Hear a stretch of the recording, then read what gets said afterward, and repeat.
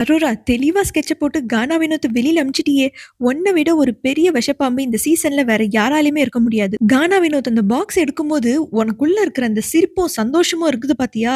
யப்பா! பார்க்க முடியல. சுத்தி நிக்கிறவங்க எல்லாம் அவ்ளோ ஷாக்கா பார்த்துட்டு இருக்கும்போது, நீ கை தட்ட போன பாத்தியா? அப்பவே தெரிஞ்சிருச்சு நீ எவ்ளோ பெரிய விஷப்பாம்புன்னு. நமக்கு முன்னாடியே தெரியும் தான். பாரு முன்னாடியே சொல்லியிருக்காங்க. நீ ஒரு பெரிய விஷப்பாம்புன்னு.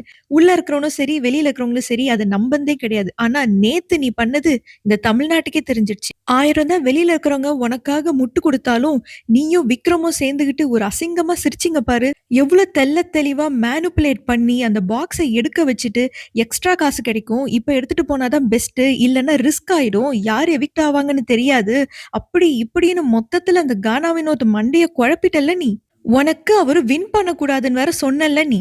உனக்கு நல்லாவே தெரியும். அவருக்கு இருக்கிற மக்கள் சப்போர்ட் எவ்ளோ, யார் இந்த சீசன வின் பண்ணுவாங்க எல்லாம் தெரியும். இதுக்கு முன்னாடி வரைக்கும் பார்வதி, கமருதீன எப்படி காலி பண்ணலான்னு யோசிச்சுட்டு இருந்த. அவங்க 2 பேரும் பேக்கப் பண்ணிட்டு போனதுக்கு அப்புறம் வினோத் கிட்ட மாறுன. இது எல்லாத்தையும் நாங்க பார்த்துட்டு தானே இருந்தோம். இதுல வேற வினோத்துக்கு ஓவர் கான்ஃபிடென்ட் அப்படின்னு சொன்னேன். அது பேரு ஓவர் கான்ஃபிடென்ட் கிடையாது. Self confident. ஆனா அந்த செல்ஃப் கான்ஃபிடென்ட்டயே உடைச்சு நீ வெளியில அனுப்புன பாத்தியா? அந்த இடத்துல தான் நீ நிக்கிற. அப்ப கூட விக்ரம் சொன்னான். கானா வினோத் கண்டிப்பா அந்த பாக்ஸ் எடுக்க மாட்டாருன்னு. நீ சொன்ன பாத்தியா? அது எப்படி எடுக்க மாட்டாரு? நீங்க அமைதியா இருந்தாலே அவரு எடுத்துருவாரு.